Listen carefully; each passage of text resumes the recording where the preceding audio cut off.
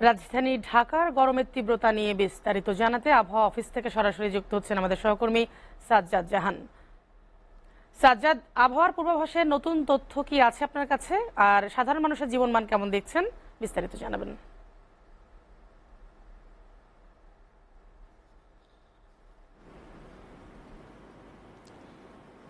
ধন্যবাদ রূপা।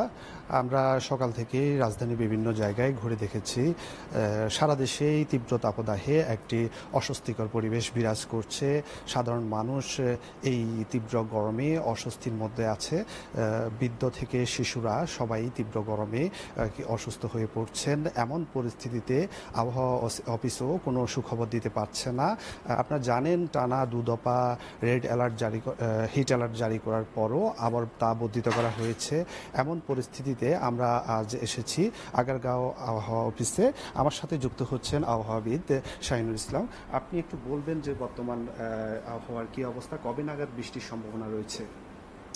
আমাদের চলমান তাপপ্রবাহ বাংলাদেশে চলছে, সেটা আমরা আবার 3 দিন অ্যালার্ট জারি করেছি। আবার আমরা ধারণা করছি যে এপ্রিল মাসের যে কয়েকটা দিন বাকি আছে আমাদের হিট অ্যালার্ট যেটা থাকবে হয়তো বা এক্সটেনশন হতে পারে। তবে তাপপ্রবাহ যতগুলো অঞ্চল বা জেলার উপর দিয়ে বয়ে যাচ্ছে, হয়তো বা কিছু জেলা কম হতে পারে, কিছু জেলা আবার যুগ হতে পারে।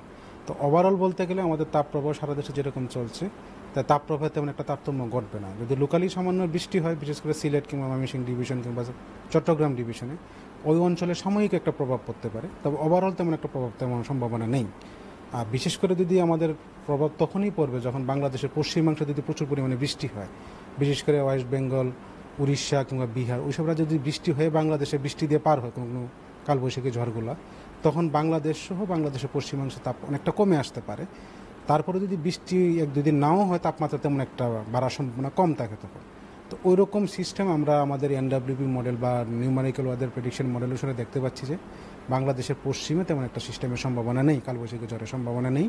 এমনকি বাংলাদেশের লোকালে যদি কিছু বৃষ্টিপাত হয়েও সেটা সিলেট, ময়মনসিংহ কিংবা চট্টগ্রামের মধ্যে সীমাবদ্ধ থাকার বেশি।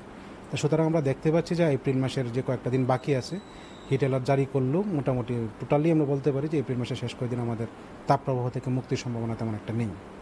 ধন্যবাদ। আপনাকে জানিয়ে রাখি যে আবহাওয়াবিদের তথ্য অনুসারে চলতি মাসে এপ্রিল মাসে বৃষ্টির খুব একটা সম্ভাবনা নেই।